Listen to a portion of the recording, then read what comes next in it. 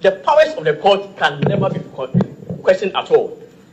And it is for this reason that the Supreme Court in before an Attorney General and further fortified by J.H. Mensah and Attorney General reported in 1996 Supreme Court of Ghana law report stated clearly that in Ghana there's even no such thing as a political person. The court can call into question any act or omission of any person at all, insofar as it's in violation of the Constitution. So the contention by my left friend counsel for first defendants that it was an administrative decision of the speaker, and so with all respect I'll ask, and so what? Any administrative decision of a person or authority which comes in contravention of the Constitution is amenable to the court's judicial review powers. I strongly submit that the application before you is totally offensive to all rules and procedure of this honorable court, is unknown to the laws of Ghana, and must be dismissed. I pray accordingly.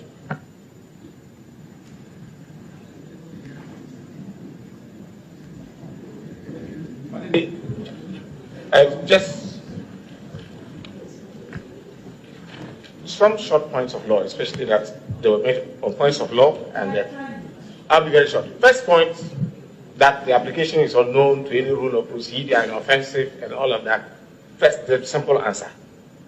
Since the days of Mosi and Bajina, elementary, first rule in the civil procedure class is that if an order is a nullity, you can come by any procedure to set it aside. It remains the law following from that. He likes to cite cases of vintage. He says over 40 years. You calculate when Mosi and Bajina was decided, 1963. Mr. Sory, all your juniors are here.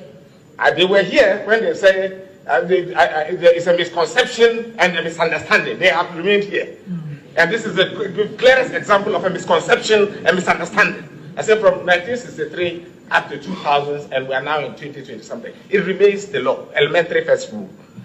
Two, that I'm challenging the jurisdiction of the courts, and I'm saying, with all due respect, some matters don't fall within the jurisdiction. Some matters do not. That this matter doesn't fall within the jurisdiction of the court, and that I'm mixing matters that should go through the defense and then an objection. Now, the point made is that if you are urging that the writ is incompetent, that should be separated from submitting a defense to the substantive action.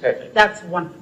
Second, that if this court gives an order and you wish for it to be vacated, reversed, varied, discharged, the onus is on you to bring an application under the review jurisdiction